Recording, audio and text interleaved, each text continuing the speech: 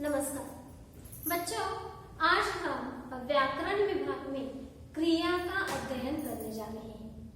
देखिए, यहाँ पर शब्द भेद में जो भेद है इसके बारे में इसके पहले ही जैसे कि संज्ञा हो, सर्वनाम हो, विशेषण हो, इनकी जानकारी हमने ले ली है। आज इस तासिका में हम क्रिया के बारे में जानकारी ले रहे हैं। देखिए, क्रिया मतलब क्या, यह भी आपने पहले ही देख लिया है। सर जी ने आपको अच्छी तरह से समझाया है कि क्रिया मतलब क्या। समझ गए हैं ना क्रिया मतलब क्या? देखिए, क्रिया मतलब क्या है? जिस शब्द से किसी कार्य के करने या होने का बोध होता है। मतलब वाक्य में एक ऐसा शब्द होता है जो कार्य करता है या उसी शब्द से उस कार्य के करने का बोध होता है, उसे हम क्या कहते हैं? क्रिया कहते हैं। अंग्रेजी में उसे हम वर्ब कहते हैं, ठीक है? मराठी में क्रिया ही कहते हैं। मतलब जो कार्य करता है वही शब्द मतलब क्रिया। यह आप अच्छी तरह से समझ गए हैं। आज हम उसके कौन कौन से भेद है यह देखने जा रहे हैं। आमतौर पर देखा जाए तो क्रिया के कुल मिलाकर 5 भेद हैं। कौन कौन से? पहला है अकर्मक क्रिया, दूसरा है सकर्मक क्रिया, तीसरा है संयुक्त क्रिया, चौथा है सहायक क्रिया और पांचवा है प्रेरणात्मक क्रिया। लेकिन मुख्य रूप से आप देख सकते हैं कि क्रिया के 2 भेद हैं, अकर्मक क्रिया और सकर्मक क्रिया। आप कहेंगे अकर्मक मतलब क्या और सकर्मक मतलब क्या? पहले इन शब्दों का आप अर्थ अच्छी तरह से समझ लीजिए। अकर्मक क्रिया मतलब क्या और सकर्मक क्रिया मतलब क्या? अकर्मक, देखिए बच्चों ध्यान से, अ मतलब नहीं, अ का अर्थ है यहाँ पर नहीं। क्या नहीं? तो कर्म नहीं। क्या नहीं? तो कर्म नहीं। कर्म के बिना जो क्रिया होती है वाक्य में उसे क्या कहते हैं? अकर्मक। कर्म के बिना मतलब जिस वाक्य में कर्म नहीं होता, कर्ता और क्रिया सिर्फ होती है, उसी को हम क्या कहते हैं? अकर्मक। और सकर्मक मतलब क्या? स मतलब होना, सहित, साथ, कर्म। देखिए, कर्म के सहित या कर्म के साथ जो क्रिया होती है उसे हम सकर्मक क्रिया कहते हैं। आसानी के लिए बच्चों देखिए, अकर्मक मतलब जिस वाक्य में कर्म नहीं होता, ऑब्जेक्ट जिसे आप कहते हैं वह नहीं होता, सिर्फ सब्जेक्ट और वर्ब होता है, ऑब्जेक्ट नहीं होता, उसे हम क्या कहेंगे? अकर्मक। और जिसमें सब्जेक्ट, ऑब्जेक्ट और वर्ब तीनों होते हैं उसे हम क्या कहेंगे? सकर्मक कहेंगे। समझ गए बच्चों? सकर्मक मतलब कर्म सहित, कर्म के साथ। इन 2 शब्दों के अर्थ आप अच्छे से समझ गए। इसमें नहीं है, कौन नहीं है? कर्म नहीं है, सिर्फ कर्म नहीं है। इसमें है, कौन है? कर्म है। इतना समझ गए? ठीक है। अब देखते हैं हम यहाँ पर जो भी वाक्य लिखे हुए हैं इनकी ओर। देखिए, यह वाक्य हम पढ़ लीजिए। कौन कौन से वाक्य हैं? पढ़िए। देखिए, पंछी उड़ते हैं, सीता पतंग उड़ाती है, रूपा ने दिया जलाया, गीता विद्यालय जाती है।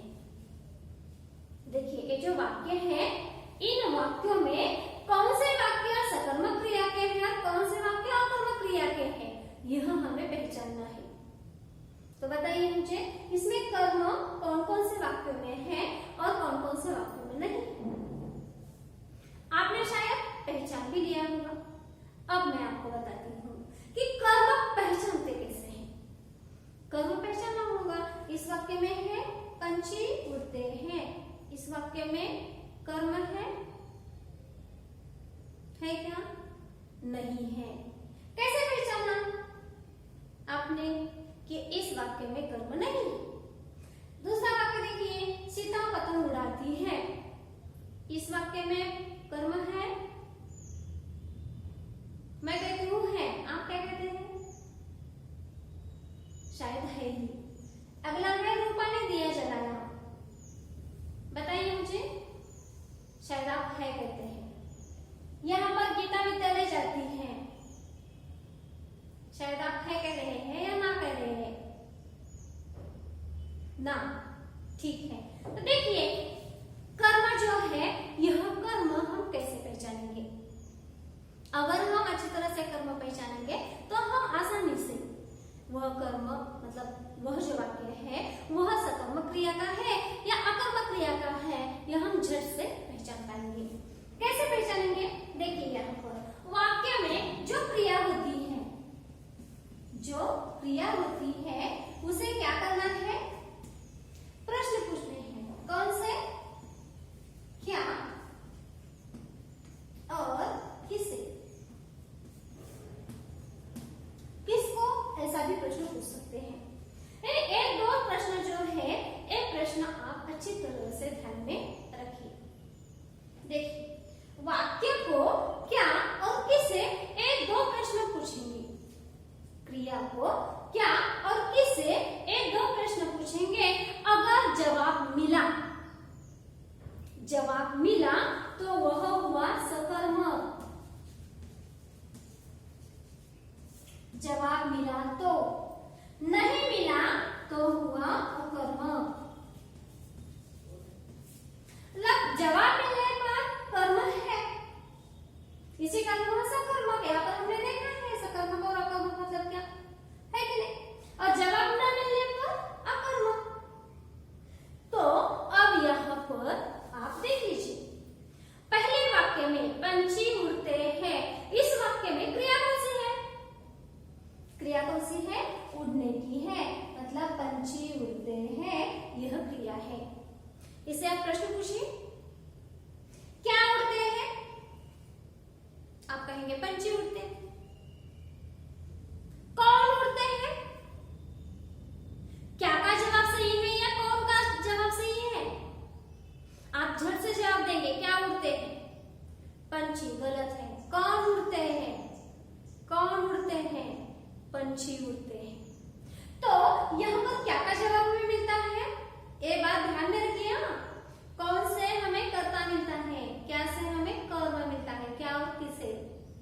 आप गलती से ऐसा लिख सकते हैं कि क्या उड़ते हैं, पंछी उड़ते हैं, चलो कर्म मिला जवाब सकर्म, गलत है। तो आप क्या करेंगे? कौन यह भी प्रश्न पूछेंगे, अगर कौन का जवाब सही है तो क्या का जवाब सही नहीं है। हम जल्दबाजी में जवाब दे देते हैं और वहीं पर फंस जाते हैं। इसी कारण ध्यान में रखिए, क्या उड़ते हैं? पंछी जवाब नहीं है।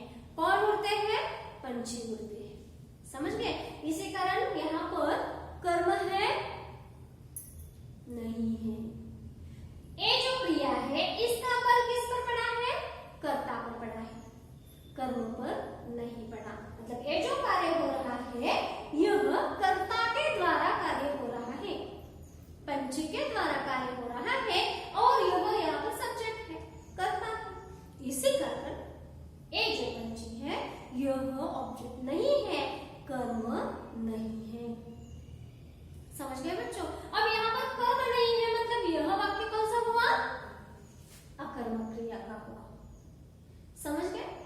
पहला वाक्य किसका हुआ? अकर्मक क्रिया का। अकर्मक मतलब इसमें कर्म नहीं है। दूसरा देखिए, सीता पतंग उड़ाती है। हमारा नियम कौन सा है? क्रिया को क्या या किसे यह प्रश्न पूछो, जवाब मिला तो सकर्मक है, जवाब नहीं मिला तो अकर्मक है। पूछिए, पतंग कौन उड़ा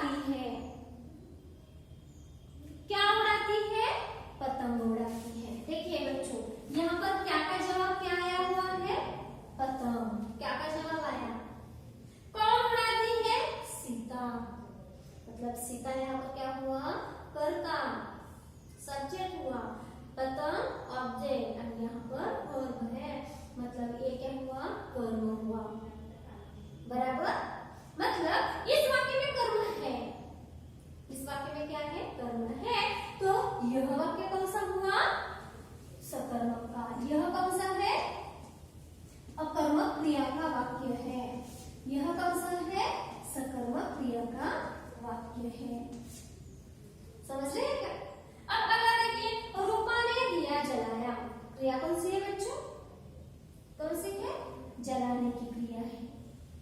रूपा ने दिया जलाया।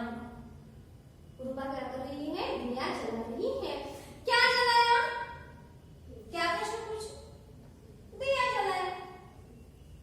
रूपा ने क्या जलाया है? दिया जलाया है। दिया कौन जला रहा है? कौन? रूपा, सब्जेक्ट हुआ। क्या जलाया? दिया जलाया, ऑब्जेक्ट हुआ। मतलब यहाँ पर कर्म मौजूद है। कर्म मौजूद है तो यह वाक्य कौन सा हुआ? है मतलब सकर्म। समझ रहे हैं क्या? यह भी वाक्य कैसा हुआ? सकर्म क्रिया का हुआ। अगला वाक्य पढ़िए आप। गीता विद्यालय जाती है। गीता कहाँ जाती है? विद्यालय जाती है। मैंने कहा यह प्रश्न पूछा, लेकिन हमें क्रिया को कौन से प्रश्न पूछने हैं? क्या और किसे। यहाँ पर ये जो वाक्य है इसमें क्रिया कौन सी है? जाने की क्रिया है। मतलब जाती है। कहाँ जाती है? विद्यालय जाती है। लेकिन हमें प्रश्न कौन से पूछने हैं? क्या और किसे। क्या जाती है? क्या पर? गीता कहेंगे ना? नहीं। कौन जाती है? गीता जाती है। किसे जाती है? क्या का जवाब मिलता है क्या हमें? नहीं मिलता। क्या जाती है? जवाब नहीं मिलता। किसे जाती है? जवाब मिलता है क्या? नहीं मिलता। जवाब मिलता है? नहीं मिलता।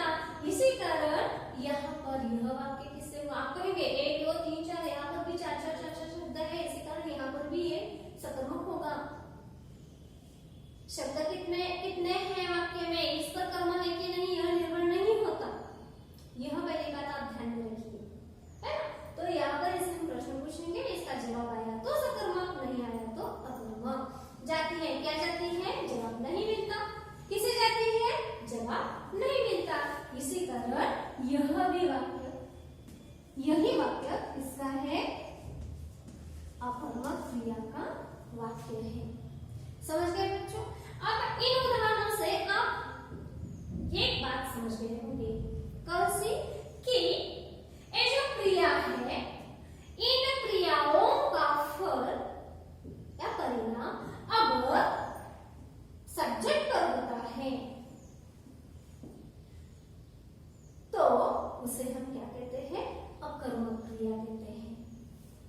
और क्रिया का फल मतलब प्रभाव या परिणाम अब कर्म पर पड़ता है, ऑब्जेक्ट पर पड़ता है, तो वह जो वाक्य है वह वाक्य सकर्मक होता है। मतलब जो वर्ब है उसका प्रभाव किस पर पड़ता है? इसी पर सकर्मक और अकर्मक एक क्रियाएं निर्भर है। तो देखिए बच्चों, इन उदाहरणों से हम यह समझ गए कि क्रिया मतलब क्या? जिस शब्द से किसी कार्य के करने या होने का बोध होता है उसे हम क्रिया कहते हैं। अकर्मक क्रिया मतलब क्या? अकर्मक क्रिया मतलब जिस क्रिया का प्रभाव उसके कर्ता पर पड़ता है, मतलब सब्जेक्ट पर पड़ता है, उसमें वर्ब और सब्जेक्ट ना होता है, उसे हम क्या कहते हैं? अकर्मक। मतलब उसमें कर्म नहीं होता, ऑब्जेक्ट नहीं होता, उसे हम क्या कहते हैं? अकर्मक कहते हैं। सकर्मक मतलब क्या? जिस वाक्य में सब्जेक्ट भी होता है, ऑब्जेक्ट भी होता है और वर्ब भी होता है, मतलब कर्ता होता है, कर्म और क्रिया, ये तीनों होते हैं, उसे हम क्या कहते हैं? सकर्मक। मतलब जिस क्रिया का प्रभाव उसके कर्म पर पड़ता है, कर्म पर पड़ता है, उसे हम क्या कहते हैं? सकर्मक। इसका मतलब क्या?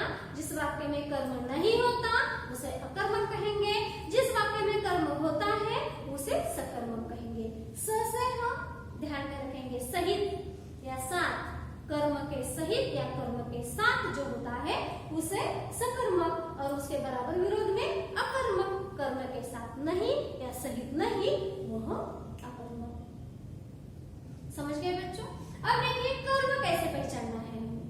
मैंने पहले भी आपको बताया है कर्म किस तरह से पहचानेंगे, कैसे? क्रिया को, यह बात आप ध्यान में रखेंगे कि वाक्य में जो क्रिया है उस क्रिया को क्या पूछेंगे? क्या? यह एक प्रश्न पूछेंगे, और किसे? यह दूसरा प्रश्न पूछेंगे। इन दोनों में से एक ही प्रश्न पूछने अगर जवाब मिलता है तो वह हुआ कर्म। ध्यान में रखिए, क्या और किसे, इन दोनों में से एक का भी जवाब हमें मिलता है तो हमें कर्म मिल गया। और जहां पर जवाब मिलता है वहां सकर्मक क्रिया, जहां पर जवाब नहीं मिलता वह हुआ अकर्मक क्रिया। है कि नहीं ऐसा? देखिए बच्चों, यहाँ पर मैंने कुछ उदाहरण दे दिए हैं, अब आप इसे पहचानेंगे। देखिए पहला है, बच्चे ने माँ को फोन किया। बच्चे ने माँ को फोन किया, यहाँ पर क्रिया कौन सी है? करना। प्रश्न पूछो, किसे? किसे? माँ को। जवाब आया? आया। क्या? किसे किया? माँ को किया। क्या किया? फोन किया। दोनों के जवाब आए। इसका मतलब यह जो वाक्य है, यह वाक्य द्विकर्मक है।